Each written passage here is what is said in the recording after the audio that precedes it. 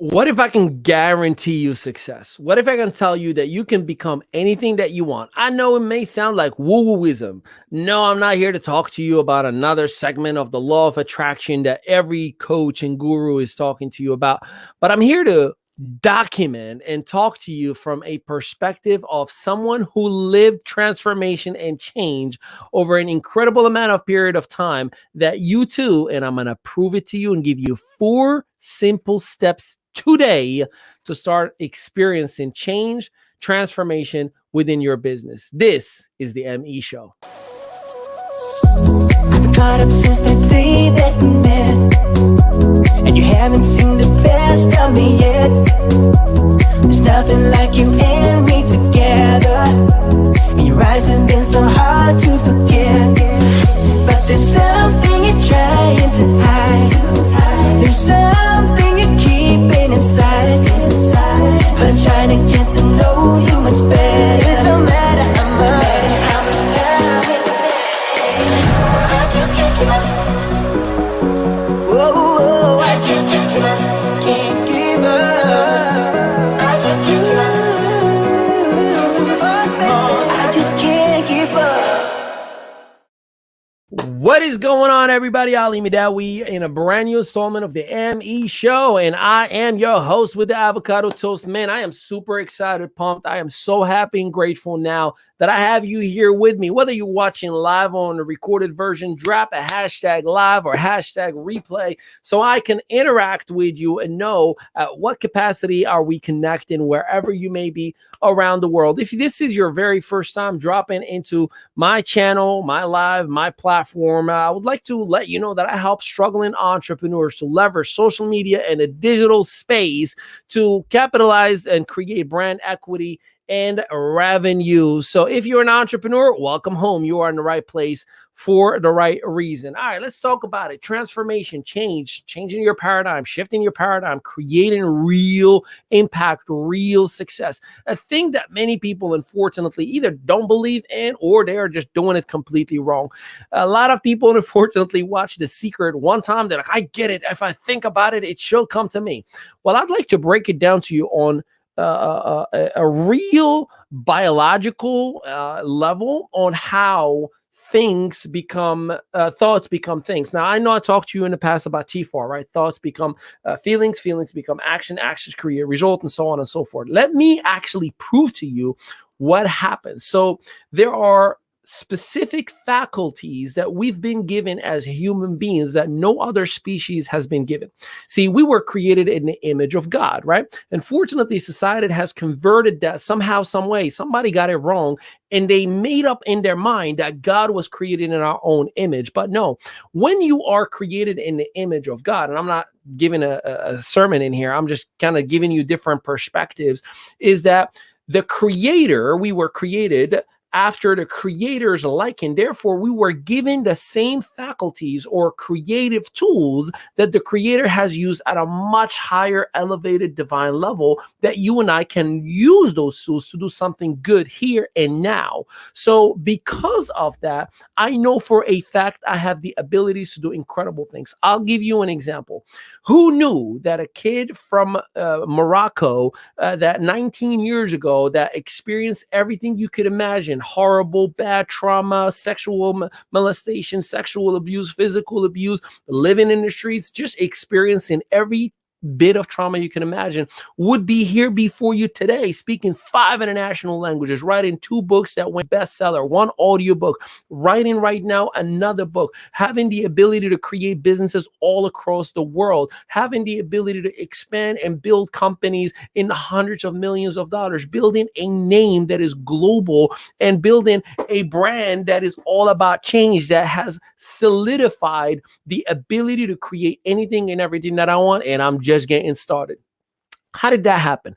So the idea of manifesting breaks down in 4 different elements. So there is the very first element is the ask element. What you have to do and what you have to understand, whether the ask element is in an audible version or just a meditation or prayer or whatever it may be, that ask is a natural element that releases certain chemicals from your mind. See, the idea that I'm creating things, it only comes from one way. When I tell myself, man, I am so fired up, excited, I'm going to make it happen today, there is a certain amount of chemicals, including dopamine, that kicks in my brain, that releases certain hormones in my body, that fills my genes, that makes me efficient in proteins, that it makes me excited, that I just go and make it happen. It is just what happens. You have no control over those chemicals. Just like when you are scared, you have no control over your heartbeat going fast, your palms sweating, just not experiencing anything but negative feelings, right? So by default, when you ask, your body is automatically at creation mode. Your body is automatically making it happen. You start walking towards it, which leads to step number 2, which you absolutely have zero control over, and it is on autopilot. Step number 2 is response. So whether you want to call it divine power, I call it God, the universe, by default, when you ask, you will absolutely, without a shadow of a doubt, will receive. There is always a response that is happening at flow. But here's the thing, because it is automatic, because the chemicals are naturally going to be released within my body, if I'm thinking about, oh my God, my bank account is going to be overdrawn tomorrow, your body starts shutting down, right? The chemicals are starting to release more fear, and it freezes you. It makes you feel stuck. You're not doing anything. By default, it responded. Remember, you were created after the image of the creator. Therefore, those automatic reactions that the world has is going to happen within your body as well. So therefore, be very aware of what you are asking, which is 100% controlled by your thoughts, but we'll talk about that for a second. You with me, by the way? Good. Wake up, because this is Monday and I'm about to bring the heat for you. Now, the third step, we talked about ask, we talked about response, which is automatic. The third step, and this is where most of us, unfortunately, fall extremely short, and that is to allow. Let me explain. See, to allow, meaning you are putting yourself in a position that is aligned with what you ask for.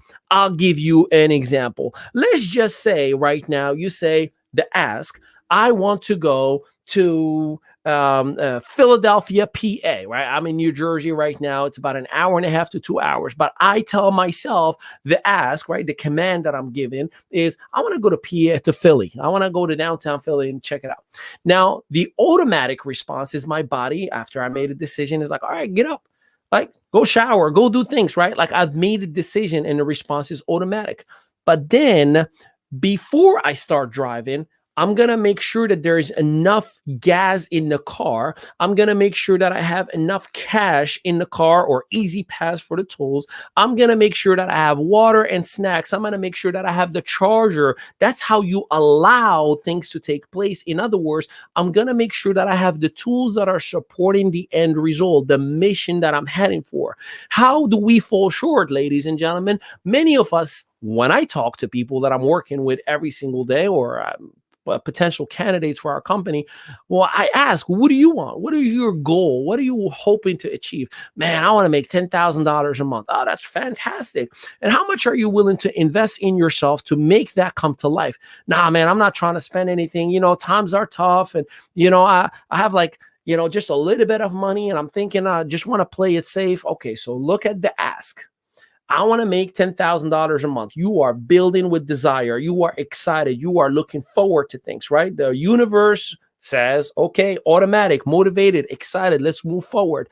But then the allow part says, I'm not willing to support a catalyst, the tools, the gas in the car, so I can make it to the end result, which is the $10,000. And you wonder why many times we are going backwards, because the moment you said, well, you know, I kind of need this last $500 that I have, or $50 or whatever it may be. It doesn't have to be that much, but I'm just giving you an example in here. You now created a new ask. And that said, I need to save this little bit that I have. And the moment there is the idea of I need, it sends the message of lack, right? If I say I need $1,000, that means I'm lacking it. But when you desire something and you allow it, you support it with a catalyst that leads towards it. See, the law of attraction has a secret word inside of it: action. Attraction, right? There's an action word in there. And if you don't put the right environment, the right formula, the right fuels, the right gas, the right water, the right whatever you may need that will allow it to move forward, you will not move forward. You just made a conscious decision to go backwards, and now you're operating from a position of fear instead of operating from a position of desire. Therefore, the universe says, your wish is my command. You're afraid? Shut down. The body releases the wrong chemicals. It says, your wish is my command. And then all of a sudden, you are feeling stuck. Oh, I tried everything. What is it that you tried? Oh, yeah, I hired coaches and I did this and I did it. And then what went wrong? I just got nothing out of it. Well, what do you think you got nothing out of it? Well, they were just too expensive. Boom. Ask. Too much for me. Therefore, I'm telling the universe, my body, the creator from within, that there is a dangerous bad element and I should shut down from it.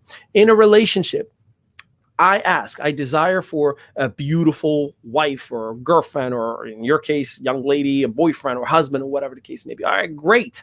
You have to now align your desire with your behavior, because the moment you operate from what all men are cheaters, or, all women are this, or whatever the stereotype that you convince your brain of, by default, you have automatically set yourself up to shut down, be skeptical, stop looking at all the narratives and the opportunities. Now, why am I sharing all this stuff with you?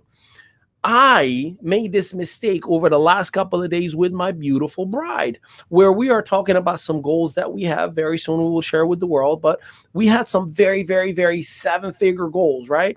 And we're like, oh, we want to do this and we don't want to do that. We want to do this. And then we started operating from fear. Well, what if? What don't we? How about? Should we? And I'm like, yo, babe, we're doing that thing that we teach not to do. And that is operating from fear and not desire. And when you operate from fear, you are shutting down all opportunities. You literally blur your vision when you are only focusing on protecting yourself from the bad. Therefore, you're ignoring all the good that there is out there in the world.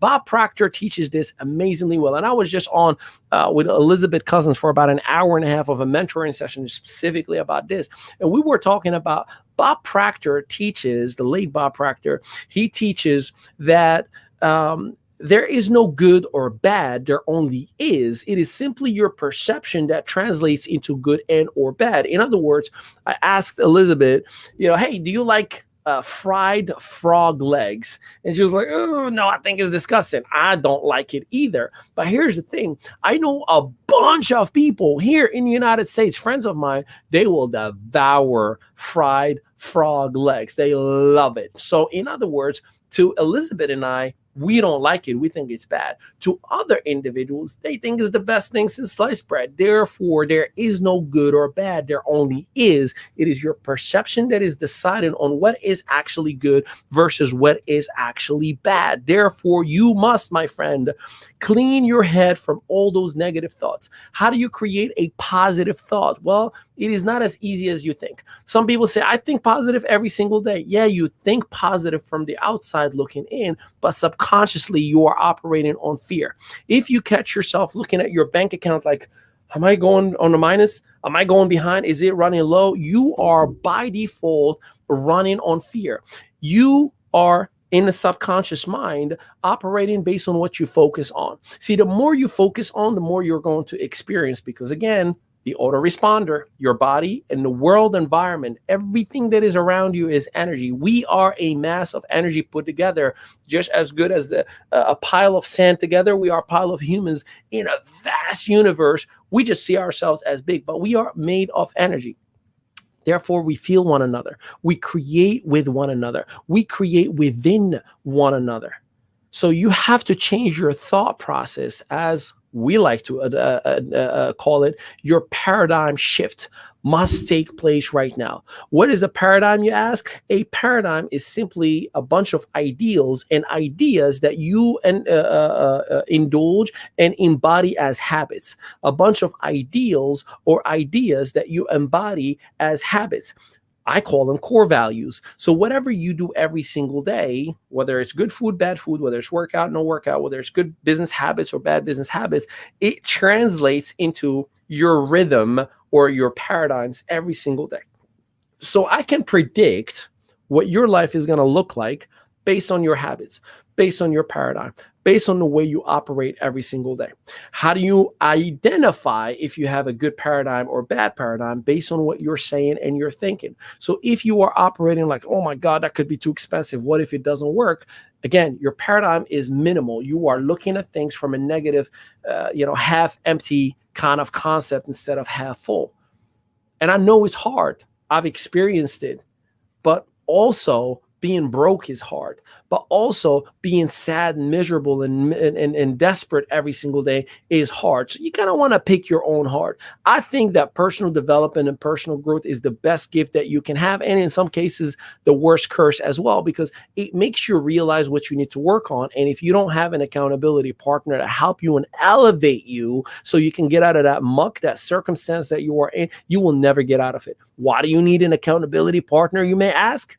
It's a policy, an insurance policy to be exact, an insurance policy that will guarantee that you're going to do what you said you were going to do when the emotion left your body after you said it, right? That is why it's important to have an accountability partner. Everything that I'm sharing with you right now, I lived for the last 14 years. Heck, I experienced in the last 7 days, where my wife and I went through an emotional transition of our life, of where we are, where we were, and where we are heading. And we realized that I think we are operating from a position of fear. So we are operating from a position of desire. No longer will you ever say from this point forward, I need. I'd rather you say, I desire. We don't need anymore.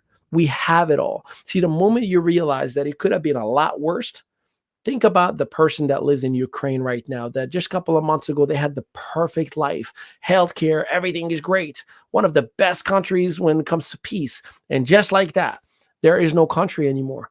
Think about the people who are living on third world countries. I grew up in one, and think about the struggle that they experience. And now you're complaining about the fact that your McDonald's took a minute longer when you were waiting in the window and you're pressing that horn.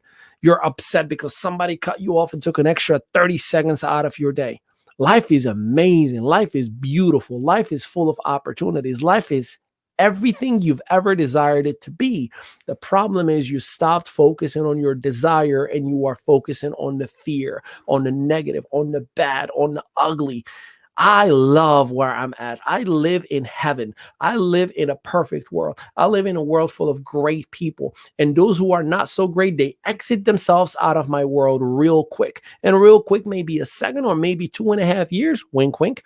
But they get out of my life eventually, because I believe that I live with hard, high standards that are just hard and high enough to weed out the people that don't have it enough within them either. And I ask of you, I beg of you, identify your paradigm, identify your thermostat, make decisions that are good for you and for your family right here, right now, from a position of desire, not a position of fear. Because the only thing that we fear is fear itself. And I fear sometimes. If it scares me, man, I want to go for it even more. And I know I'm not brave. I'm scared sometimes. I am terrified sometimes. Heck, I'm terrified because I have 2 kids of making certain decisions, big time financial decisions.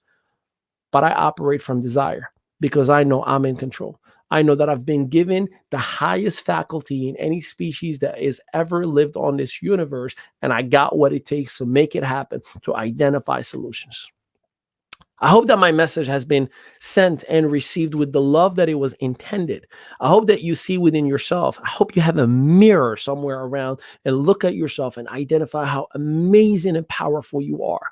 Because you may be feeling down on yourself right now for whatever reason. And I'm here to tell you, and I say it many times and I will continue to say it, Two things. I used to feel bad for the person that had no shoes until I met the person that had no feet, and I realized how lucky I am. And then the second thing is adversity is the biggest deposit on your bank account, as Sebastian and I talk about every single day when he gets out of his soccer. That's my little 4.5-year-old boy. Today, he was so mad. I only scored one goal. I said, you're not supposed to ever score unless you are lucky and blessed and in good position to actually score. But guess what, son? You never lose. And he said, I know, Papa. You either win or you'll learn. And that is a fact, my friend. The moment you operate like the child that is within is the moment you feel the blissful, happy side of life. I love you. I will talk to you tomorrow. Peace out, everybody.